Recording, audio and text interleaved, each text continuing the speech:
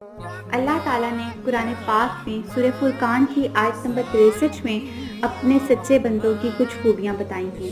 ان میں سے پہلی خوبی، رحمان کے سچے بندے وہ ہیں جو زمین پر عاجزی سے چلتے ہیں۔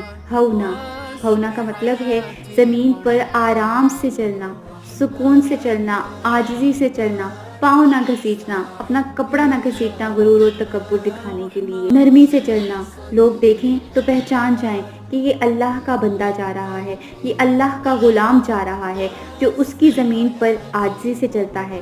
لوگ آپ سے بات کرنے کے لیے کمفرٹیبل محسوس کریں، ان کو پتا ہو بندے سے بات کرنا بہت آسان ہے، اس سے ڈیل کرنا آسان ہے، یہ نرم ہے، یہ نیک ہے، یہ جینٹل ہے۔